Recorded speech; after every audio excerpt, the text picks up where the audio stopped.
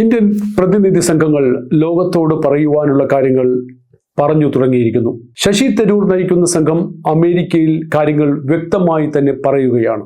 കലിമ ചൊല്ലാൻ ആവശ്യപ്പെട്ട് മുസ്ലിം ആണോ എന്ന് ഉറപ്പിക്കാൻ ഭീകരർ നടത്തിയ മതഭ്രാന്ത് ചാനലുകൾ മുഴുവൻ നിഷേധിക്കുകയായിരുന്നു കോൺഗ്രസ് പാർട്ടിയുടെ വക്താക്കൾ. ശശി തരൂർ തന്നെ ഭീകരർ കലിമ ചൊല്ലാൻ ആവശ്യപ്പെട്ടുവെന്നും അതിന് കഴിയാതിരുന്നവരെ അവരുടെ ബന്ധുക്കളുടെ മുമ്പിൽ വെച്ച് വെടിവെച്ചു കൊന്നുവെന്നും അമേരിക്കൻ മാധ്യമങ്ങളോട് അർത്ഥശങ്കയ്ക്ക് ഇടയില്ലാത്ത വിധം വ്യക്തമാക്കിയിട്ടുണ്ട്. കൂടുതൽ കൃത്യത വരുന്നത് കലിമ ചൊല്ലാൻ അറിയാമായിരുന്ന ഒരു ഹിന്ദുവിനെ ഭീകരർ വെറുതെ വിട്ടു എന്ന തരൂരിന്റെ പ്രസ്താവനയിലൂടെയാണ്.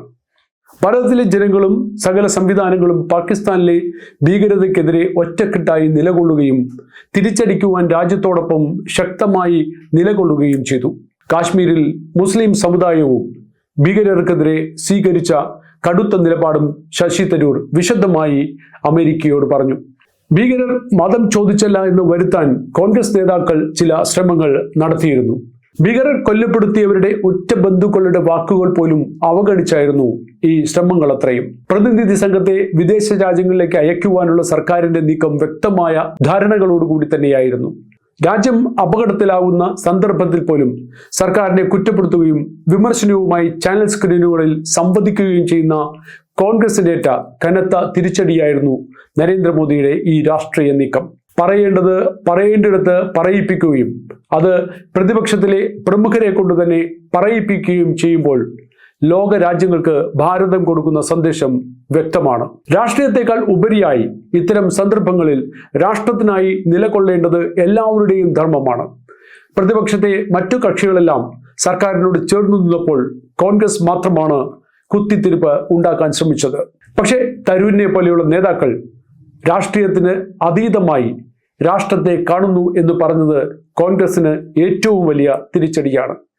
മതവും ഭീകരതയും രാജ്യവും കൈകോർത്ത് കിടക്കുന്ന പാകിസ്ഥാനിലെ ഭീകരത ലോക രാജ്യത്തിനു മുമ്പിൽ തുറന്ന് കാണിക്കുന്നതിലൂടെ വിട്ടുവീഴ്ചയില്ലാത്ത സമീപനമാണ് ഇന്ത്യ നടത്തുന്നത്.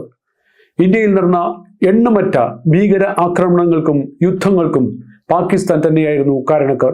ആയിരക്കണക്കിന് വിലപ്പെട്ട ജീവനുകളാണ് ഇതുമൂലം ഭാരതത്തിന് നഷ്ടമായത്. ഇതെല്ലാം UN സെക്യൂരിറ്റി കൗൺസിലിലും മറ്റ് ഔദ്യോഗിക യോഗങ്ങളിലും തെളിവ് സഹിതം ഇന്ത്യ ഹാജരാക്കുന്നുണ്ട്. 200 ഏക്കറോളം വരുന്ന ലഷ്കർ-ഇ-തോയ്ബയുടെ ഭീകര ക്യാമ്പും ആക്രമണത്തിൽ നശിപ്പിക്കപ്പെട്ട 9 ഭീകര യൂണിറ്റുകളും അവിടെ കൊല്ലപ്പെട്ട 170ഓളം വരുന്ന തീവ്ര മതഭീകരരുടെ മൃതദേഹങ്ങൾ പാകിസ്ഥാൻ അവരുടെ പതാക പുതച്ച് ഔദ്യോഗിക ബഹുമതിയോടെ സംസ്കരിച്ചതും ഇന്ത്യയുടെ പ്രതിനിധി സംഘം ഓരോ രാജ്യങ്ങളോടും അറിയിക്കുന്നുണ്ട്. ഈ കാര്യങ്ങളെല്ലാം വീണ്ടും വ്യക്തമാക്കാനും തെളിവുകളുടെ സാന്നിധ്യത്തിൽ മറ്റു രാജ്യങ്ങളുടെ മുമ്പിൽ ഈ ഭീകര രാജ്യത്തെ തുറന്നു കാട്ടാനും കിട്ടുന്ന അവസരങ്ങൾ പ്രതിനിധി സംഘം വിനിയോഗിക്കുകയാണ്. ഇത് രാഷ്ട്രീയത്തിനപ്പുറം രാഷ്ട്രത്തിന് വേണ്ടി നിൽക്കുന്ന ഒരു പുതിയ ഇന്ത്യയാണ്.